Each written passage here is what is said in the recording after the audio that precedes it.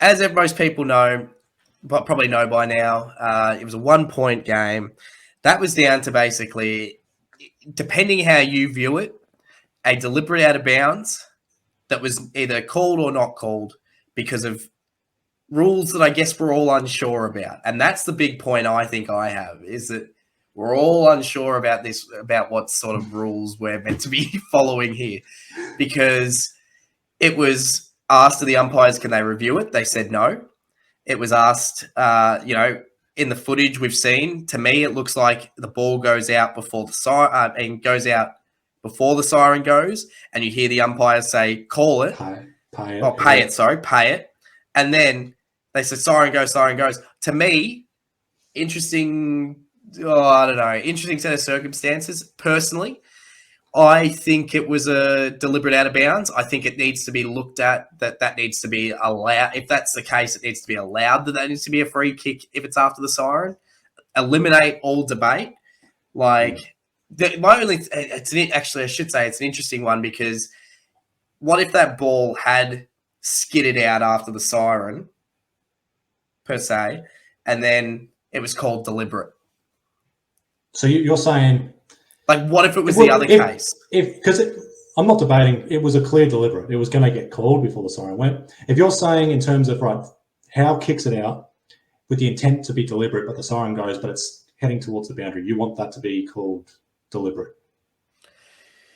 Or in that situation, I think I want it. Because it went out before the siren, yes, I wanted it to be called deliberate, because I think umpires' calls should still count as long as the ball is, was still going, basically. But I do think that if it's say the siren had gone, the ball had then skidded out, and then they called deliberate, I wouldn't agree with that. So it's it is a very fine line where you sort of call it, because it's down to seconds realistically.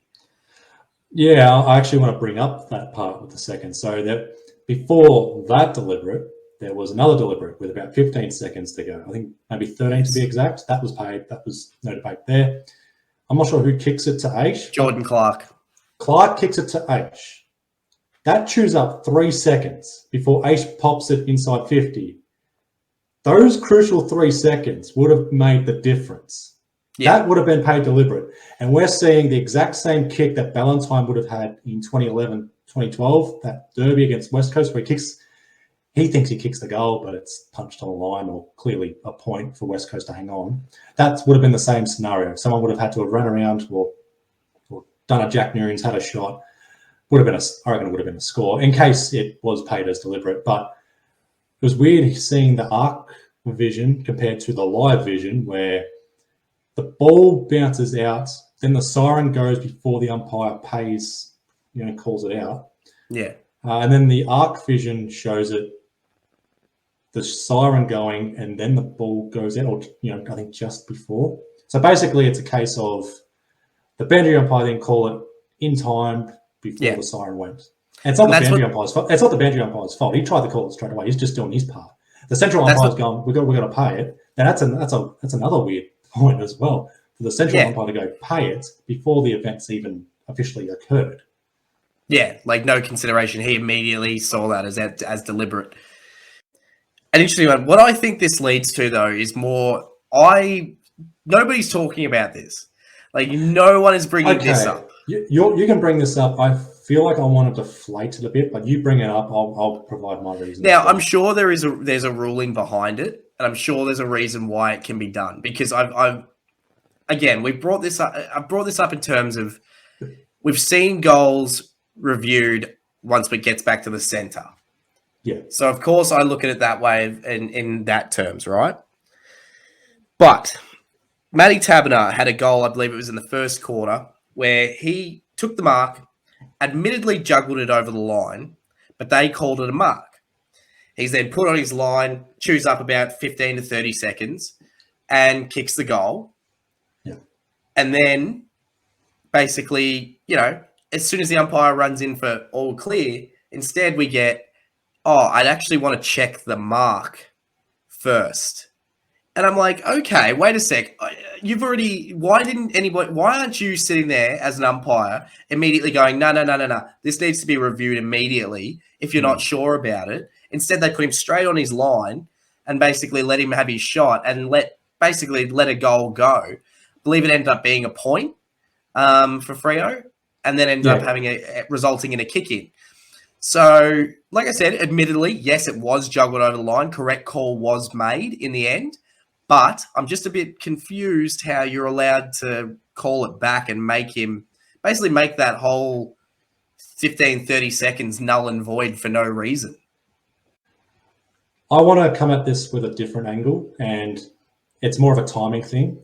You're saying 15, 30 seconds. I'm sorry to be a smart ass though, but it was probably 10, 15 tops. And I think that's enough leeway as well to somewhat defend it. The right call was made.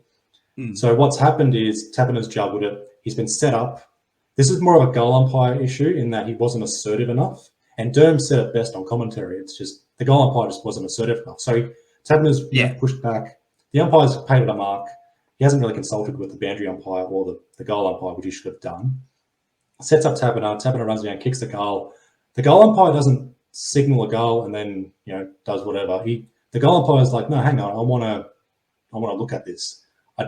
Does the central umpire go all clear, and then the goal umpire goes, I want to check it? Because I know the goal umpire central umpire. So I'd have to rewatch it, but I'm 99% sure that the umpire does go all clear, because I'm pretty sure that's what he says. It. He walks towards him going all clear, and then he says, "Hey, I actually want to review the mark." So it's just a bit of a weird one. I mean, like I said, correct calls made, but it's just an odd call, especially a game that came down to a point. This is a decision that isn't being discussed at all. Like, to be fair, like we said, correct call, but yeah, it's a game of absolute, points. There's probably Richmond fans going, what about us in the elimination final with Tom Lynch? You're not talking about that. It's very defendable. Yeah, I think it's defendable. I don't think it's costly. I do want to say this. I just want to bring it back to the game in general. If Freo fans or Freo in general are just going, they're saying they're robbed because of that, I'm sorry, but the way you performed, 41% efficiency inside 50, your overall efficiency inside 50 so far this year is below 40%. That's not going to win you games of footy. It's not going to get you in the finals. It's not going to get you flag mantle at all, sorry to say. Your entry inside 50 is shocking. Your forward options are shocking. Your effort players in Banfield will bring him up. Great left foot snap, by the way. Walters came on, made an impact.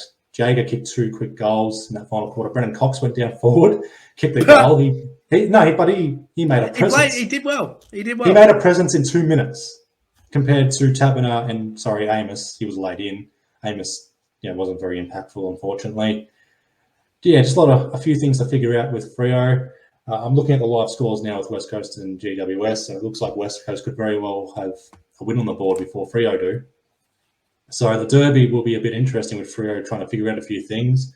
If the Eagles provide a bit more effort, as they've done in round 1, and probably what they've done so far in round 2 against GWS, it's going to make that match a little bit more interesting.